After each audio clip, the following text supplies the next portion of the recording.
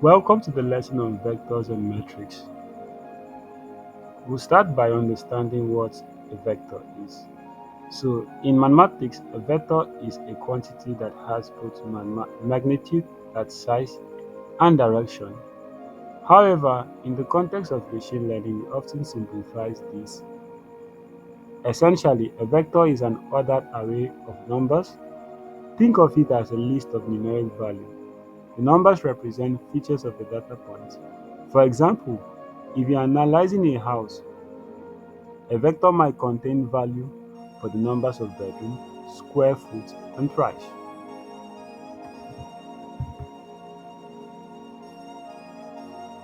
Why are vectors important in machine learning?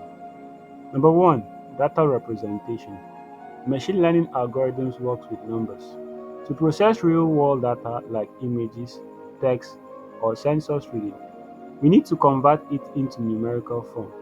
Vectors provide a structured way to do this. Each data point becomes a vector, where each element in the vector represents a specific feature of that data point. Number two, mathematical operation. Machine learning relies heavily on linear algebra, and vectors are essential for performing operations like addition and subtraction, combine, combining or comparing data points, scalar multiplication, dot products, measuring similarities between data points. Number three, algorithm functionality. Many machine learning algorithms such as vector support vector machine use vector to define decision boundaries. Neural networks use vector to represent input, weight, and activation. K nearest neighbor use vector to calculate distance between data points. Also, with the rise of large language model, vector databases are becoming very important. This database stores information as vectors so that AI can find similar information very quickly. This is crucial for things like retrieval augmented generation. Let's see an example of a vector. Now, before our screen, we have a 2D representation of a vector. We have two vectors, and we also have a representation of a 3D vector where there are three items in the vectors. So we can see that this is being represented. We can see how it's being represented in machine learning. So, for example, we are trying to represent a person. So we can have uh, each features of the person, such as height, weight, and age, represented as a vector. Now let's see some of the vectors operation. Let's start with the addition and subtraction of two vectors. So we can actually perform operations such as addition and subtraction. So we could see here we are adding two vectors a plus b. So we just add each of the items of the vector, and this gives us the answer. So 2 plus 1 is equal to 3, while 3 plus 5 is equals to 8. Now, this is the Python implementation of vector addition.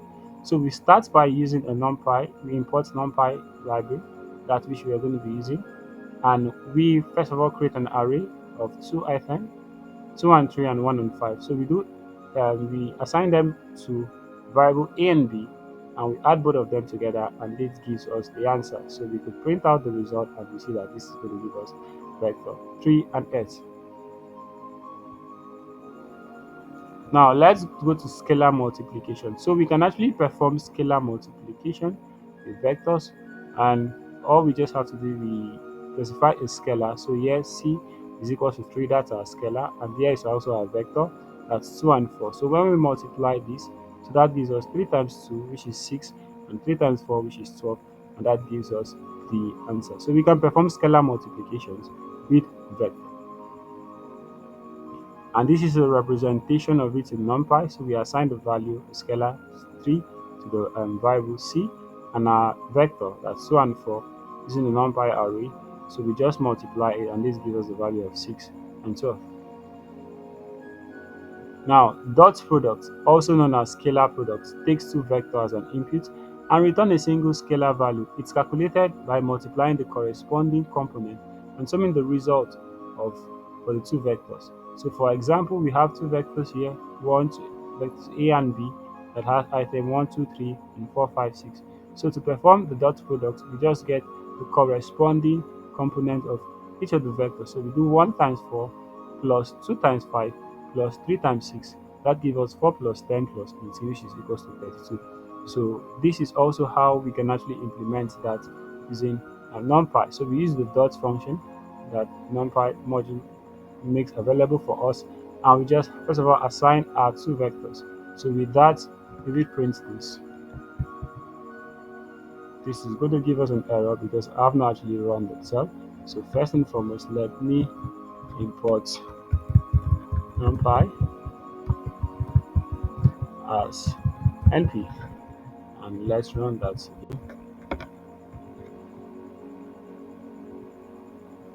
And we could see that the dot product is 32.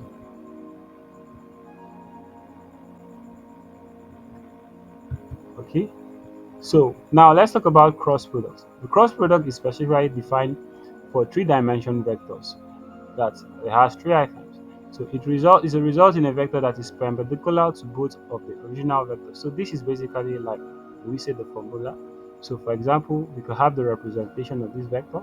So this is a1, this is a2, this is a3, and this is b1, this is b2, and this is b3. So to get the cross product of these two vectors, so what we do a2 times b3. That's going to be 2 times 6, which, and also we're going to be minusing it by a3 minus b2. So a3, which is 3 times 2, 3 times, sorry, b2, that is 5. So 3 times 5. So this is what's going to give us the first value, which is minus 3. And we do the same thing for the second, and that gives us 6. And the third gives us minus 3. So we can also implement this with Python by just using the cross function that's available with numpy, and we just specify the various vectors we want, and calling the function can actually give us the result. Okay, so we're done with vectors. Let's move over to metrics. So we start with the definition of metrics. A matrix is a rectangular array of numbers arranged in rows and columns. It's fundamental mathematical structure used extensively in machine learning, deep learning, and data science for various operations like representing dataset, performing transformation, and optimizing models. Now, a matrix A of size mx is read by m by n, which consists of m rows and n columns. So you read mn like m rows and n column. So where A subscript ij this represents the elements of I row and j column. So if you see this, for example, a m1, that's m row and I column. Now, why metrics are crucial in machine learning? Number one, the same just as vector, data representation. Data sets are represented as metrics. Each row typically corresponds to a single data point or sample, and each column represents a feature of that data point. This tabular format is highly efficient for computation. For example, if you have a dataset of house, each row might represent a different house, and the column might represent features such as square foot, numbers of bedroom, and location. Let's say we have a dataset of house prices with the following features: square footage, numbers of bedroom, and location represented as numerical. We can represent this data as a metric where each row is a house and each column is a feature. So we have a numerical representation of a house with various features. So this can be represented as a matrix. You could see square meter and the numbers of bedroom and also the location. So this can be represented as a matrix. And also images can also be represented as metrics where each element corresponds to a pixel intensity or a color value. Now, also, for the sake of linear algebra, why matrix is important in machine learning. Machine learning relies on linear algebra, and metrics are essential for performing operations like matrix multiplication used in neural network to compute weight sum of inputs, matrix transportation used to rearrange data, and matrix decomposition used in techniques like principal component analysis for dimensionality reduction.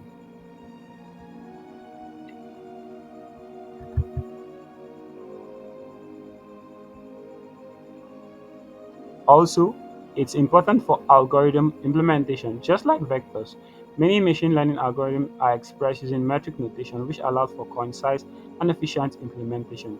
Neural networks, for instance, heavily utilize metrics operations to process data and update model parameters. Many machine learning algorithms like linear regression and support vector machine are heavily reliant on machine metrics calculation. Matrix operation. So just like we had vector operation, we also have matrix operation. The very first one is an addition and subtraction. And matrix addition and subtraction are element-wise operation, meaning corresponding elements in the matrix are added or subtracted. So we have two matrices A and B, and so we can actually add by adding and subtracting corresponding elements. So A11 plus B11, that's going to give us the first value of the row, first row on the first column. A12 and plus B12, A21 plus B21, and A22 plus B22. So let's see this how it's being implemented with an example. So we have two metrics here, matrix A and matrix B. So to find the addition of it, what we just do is basically each of the corresponding components of the matrix. So we say 1 plus 5, which is going to give us 6, 2 plus 6, which is going to give us 8, 3 plus 7, which is going to give us 10, and 4 plus 8, which is going to give us 12. So the same thing we can also do for subtraction. So this is how this is also implemented using NumPy. So we just get two arrays and add them together, and that gives us addition, which we store it the value variable of C, and also for multiplication, which we store it the variable of D. And if we print out the answer, we see it's very similar to what we got as we were trying to calculate it.